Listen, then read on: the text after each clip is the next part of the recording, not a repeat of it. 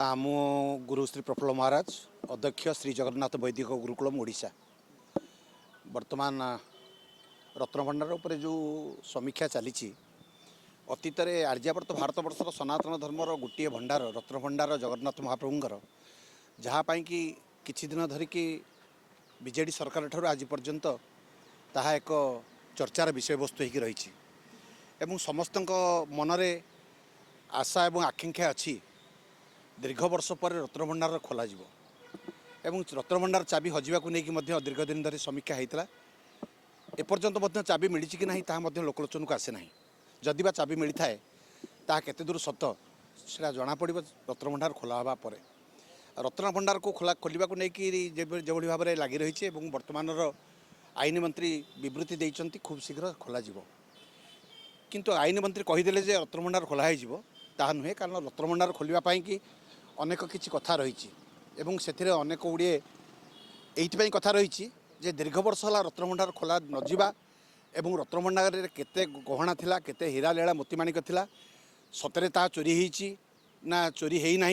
जदि चोरी होता है पांड्यान समय होता है एवं कि प्रकार कार्यदक्ष वर्तमान सरकार ने द्वितीय कथा हूँ जदि रत्नभंडार वर्तमान खोल जाए एवं ताकू कौ माने खोलिबे किपरि भाव में खोलिबे एवं से गहना गांठी भल मंदर हिसाब पत्र किभली भाव में लोचन को आसो ता एक समीक्षार विषय वस्तु अटे।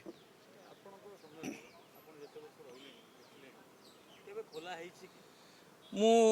एपर्यंत दीर्घ 25 वर्ष धर्म लाइन में कार्य कला विभिन्न समय सुर सारथी धरावा ठार आरंभ कर विभिन्न समय रूपा इटा मिलवा विभिन्न समय मु कनक न्यूज विभिन्न गणमाध्यम विवृत्ति देइछि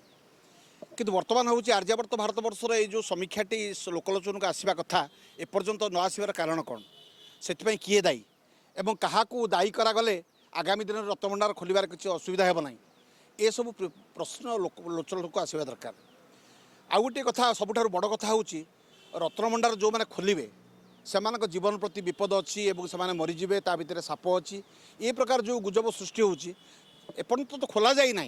से भली कथा कहीं कहुच्छी जदि जड़े दिज 5 जण कहीं मरीगला समस्त धन आसीज से घर को कोटे 2 कोटी दे दिए असुविधा भी किसी ना एवं जो मैंने ता भीतर को जीवे रत्नभंडार हिसाब रक्षक करेंगे कि प्रकार व्यवस्था करा आगू देखबार को बाकी अच्छी शुणु मादला पांजी आमर रत्नभंडार तथ्य बहुत किसी रही तेणु तथ्य भित्तिक कथा को आम जो आलोचना करुचे से आम निजे जड़े कौन व्यक्ति जड़े कहीदे पार ना अमुक दिन रत्नभंडार खोला हम सेमती किसी कहीपर ना कारण ये ओडिशा सरकार गजपति महाराजा एवं जगन्नाथ श्रीमंदिर प्रशासन ये समस्त अंतर्भुक्त अच्छा ये समस्त को लेकिन रत्नभंडार कथा विचार करा तेणु यथाशीघ्र रत्नभंडार खोल जाऊ और रत्नभंडार हिसाब करा जाऊ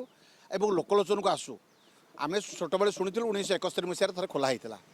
कि खोला होता तार हिसाब कौन थी कौन नाला आम एपर्तंत जानू जेहेतु आमर से ज्ञान नाला एवं आम बुद्धि विवेक विचार अनुसार आम जहाँ कहूँ चाहूँ आगामी दिन में रत्नभंडार खोल जाऊ सार्वजनीन करा जाऊ जगन्नाथ महाप्रभुंर संपत्ति धन सहित ये रत्नभंडार जो संपर्क रही लोकलोचन को आसू।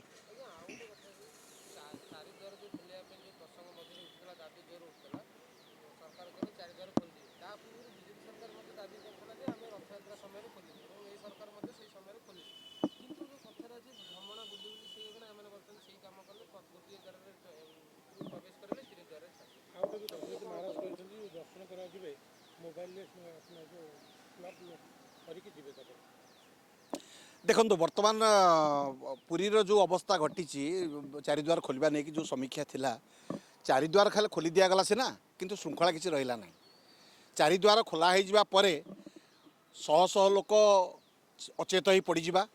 भितर को जीवार विशृंखलता हवा ठाकुर को दर्शन कर व्याघात सृष्टि हवा खाली भितर को छाड़ी दिगला सत्य किंतु भितर कौन माने सुविधा करागला ना भक्त मान जो भक्त मैंने भी निराश अच्छा चारिद्वार खोलवा कथा को लेकिन जो कथा करागला चारिद्वार खोली दिगला यह कार्यकारी है किंतु श्रृंखला है ना पूर्व सरकार जोटा करते बाजी लगे गोटे खोली दिगला केवल बाजी लगे खोली दिगला किंतु श्रृंखला है ना पूर्व सरकार कही रथयात्रा बेलू आम खोलू और रत्नभंडार हिसाब दबू ये दुईटा कथा कही एकता मैंने कले सत्य किंतु श्रृंखला रही ना हाँ निर्दिष्ट नियम रही सिंहद्वार पटे जा कथा अन्य तीन द्वार पटे जा कथा आम भारत बर्षर बहु मठ मंदिर हरिद्वार वृंदावन ऋषिकेश अयोध्या मथुरा काशी प्रयाग केदारनाथ बद्रीनाथ रामेश्वर ये चारिआडे आम बुलीचु देखीचु सिटी जो प्रकार श्रृंखला रही आज पर्यंत से भाई श्रृंखला पुरी में देखा जाए ना केबे पुरी में श्रृंखला हम जगन्नाथ महाप्रभु जानती आउ ये साधारण लोक मैंने जो सस्ता मंतव्य दौरान से मंतव्य किसी कथा ना सस्ता मंतव्य देवा और कार्यकारी करवा बहुत कठिन होते कहवाटा अति सहज हो पारे किंतु चारिद्वार खोलीदेला भक्त मान मन भितर गोटे आनंद उल्लासर सीना भाव सृष्टि है किंतु भक्त मैंने भलरे एपर्यंत दर्शन करें आगामी दिन में सरकार श्रृंखलित कर गोटे पटे छाड़ू और तीन द्वार पटे विदा करातु और श्रृंखला सहित करूँ दुईटा धाड़ी में पुलिस रहिले ठाकुर को दर्शन कर किसी असुविधा ना तेणु सरकार को निवेदन श्रृंखला सहित आगामी दिन में चारिद्वार मान सम्मान इज्जत को रक्षा करूँ भक्त मान मन में जो क्षोभ अच्छी पूर्णता करूँ एवं यथाशीघ्र रत्नभंडार हिसाब सार्वजनिक उद्देश्य प्रणीत करूँ। जय जगन्नाथ।